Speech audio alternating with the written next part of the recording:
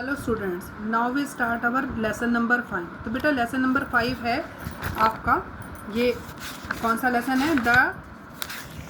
The old gentleman. तो दो old gentleman है, मैं इसको आपको अपनी नेक्स्ट टर्न में पढ़ाऊंगी। इसकी में जो पोएम है वो मैं आज पहले ले रही हूँ। तो जो पोएम है कौन सी? Don't give up. जो लेसन नंबर 5 की पोएम है, पोम है, कौन सी है पोम? कि डोंट गिव अप बाय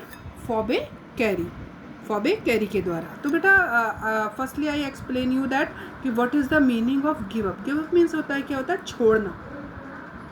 तो कहने का मतलब है, इसमें जो पोएट है वो कहना चाह रहा है कि डोंट गिव अप, कि हमें कभी भी छोड़ना नहीं चाहिए। कि यानी कि if we started a work then if we fall and if we defeat, यदि हम हार जाते हैं, गिर जाते हैं, तो हमें किसी भी कार्य को बीच में छोड़ना नहीं चाहिए। तो डोंट गिव अप, हमें बीच में कभी भी कुछ छोड़ना नहीं छोड़ना चाहिए। तो if you have tried and have not won. तो now let us start our first paragraph कि if you have tried and have not won, never stop for crying. तो क्या इफ़ यू हैव ट्राइड, यदि आप कोशिश करते हो, and have not one, और आप नहीं जीतते हो, कि if you have done some work then you will not get success in your work, then you never cry. तो तुम्हें बिल्कुल भी नहीं रोना चाहिए। यदि आपने कोई कार्य स्टार्ट किया है और आप उसमें विजय प्राप्त नहीं कर रहे हो, उसमें आपने नहीं जीता है, या वो काम आपका नहीं सफल हुआ है, तो आपको उसमें क्या नहीं करना चाहिए? रोना नहीं चाहिए। तो नेवर स्टॉप फॉर क्राइंग, तो तुम्हें कभी भी क्राइंग, रोते हुए नहीं रुकना चाहिए, यानी कि हमें वापस उसमें प्रयास करना चाहिए।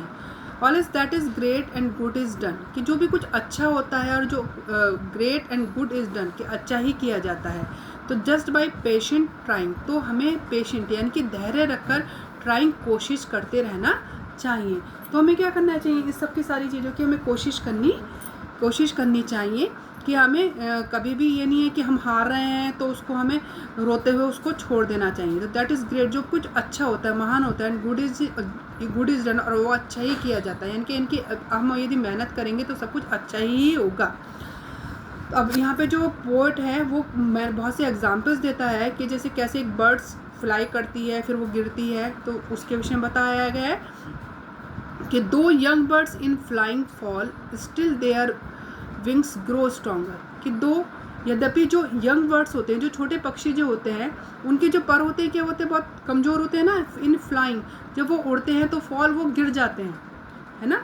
तो वो क्या करते हैं, जब छोटे पक्षी के पर जो है वो छोटे होते हैं, तो वो क्या होता है, वो उड़ते समय वो गिर जाते हैं स्टिल, लेकिन बाद में देयर जो विंग्स हैं, उनके जो पंख हैं, ग्रो स्ट्रॉन्गर, वो और ज़्यादा शक्तिशाली हो जाते हैं। यानी कि कहने के समय के मतलब, कहते हैं ना, practice makes a man perfect. हम अभ्यास करते रहते हैं तो उससे क्या होता है? वी गेट सक्सेस, तो हम सफलता प्राप्त करते हैं। तो लाइक दैट कि when the birds fly in the sky and then they are young, तो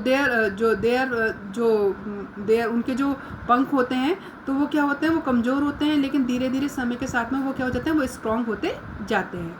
and the next time they can keep up a little longer, और अगले समय जब उनके जो पंख हैं वो स्ट्रॉन्गर हो जाते हैं, तो देन द नेक्स्ट टाइम, अगले बार, they can keep up a little longer, क्योंकि वो थोड़े से बड़े हो जाते हैं और वो बहुत ज़्यादा ऊंची उड़ान वो भरने लगते हैं। उसी तरीके से मनुष्य, ह्यूमन बींग्स के विषय में बताया है कि यदि हम कोशिश करते रहते हैं तो वो हमें जीवन में सफलता जरूर प्राप्त होती है।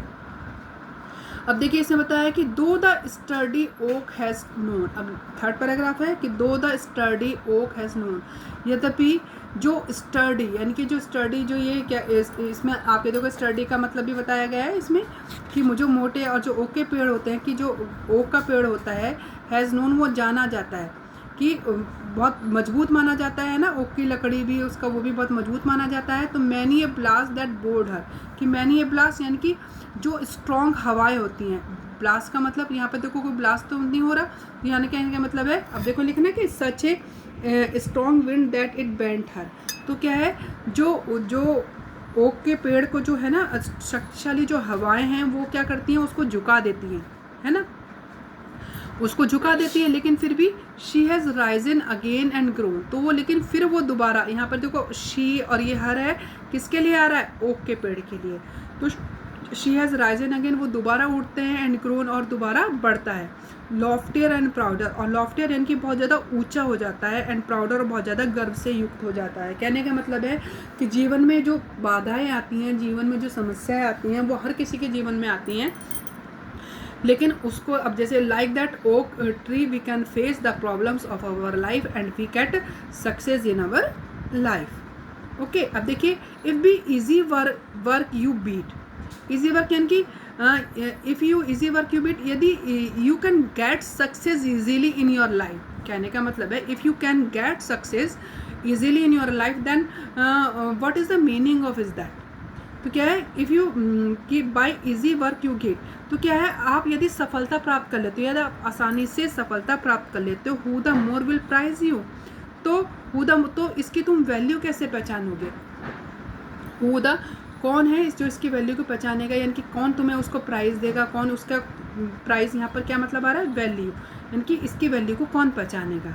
तो गेनिंग विक्ट्री फ्रॉम डिफीट, कि सफलता प्राप्त करना, फ्रॉम डिफीट हार कर, कि गेनिंग मीन्स होता है प्राप्त करना, विक्ट्री विजय, डिफीट हार, कि यदि हम हार कर सफलता को प्राप्त करते हैं तो that is a test that tries you, ये वो टेस्ट होता है दैट ट्राइज यू, जिसकी तुम कोशिश करते हो। यानी कि कहने का मतलब है यदि कोई भी चीज़ हमें ज़िंदगी में आसानी से प्राप्त हो जाती है, आसानी से हम उसको प्राप्त कर लेते हैं, तो उसकी वैल्यू हम लोगों को नहीं पता लगती। लेकिन if we do work hard in our life, यदि हम अपने जीवन में कठोर परिश्रम करते हैं, है ना, तो और उसके बाद में हम उस सफलता को प्राप्त करते हैं, तो हम उस सफलता को बहुत ज़्यादा अच्छे तरीके से अनुभव कर पाते हैं कि to getting this success we have face many problems, है ना, and after do many efforts in our life and do many struggles in our life we can get this success. Okay, तो कहने का मतलब ये है कि जीवन में यदि हम कभी हार जाएं या कुछ हम कई बार हम कार्य करते करते, अब जैसे आप like that if you have not understand the numericals and the math sums, यदि आप मैथ के जो सवाल हैं वो नहीं समझ पाते, या साइंस के कोई कुछ क्वेश्चन है वो नहीं समझ पाते, या इंग्लिश का कुछ नहीं समझ पाते, तो यू कैन डन ट्राई, तो आपको उसको कोशिश करनी चाहिए, है ना। तो कहने का मतलब है कि यदि हम कोशिश करेंगे तो कोई भी चीज़ ऐसी नहीं है जिसमें हम सफलता प्राप्त ना कर सकें। तो कहने का मतलब ये है पोएट का कि यदि हमें सफलता आसानी से नहीं मिलती है तो हमें हमेशा कोशिश करनी चाहिए, और हमें क्या नहीं करना चाहिए, हमें रोकर चुपचाप से बैठना नहीं चाहिए। Okay student, I will send the question answer of this pome in our next turn, and I will discuss the first part of this lesson, the old gentleman, in our next video. Okay, thank you.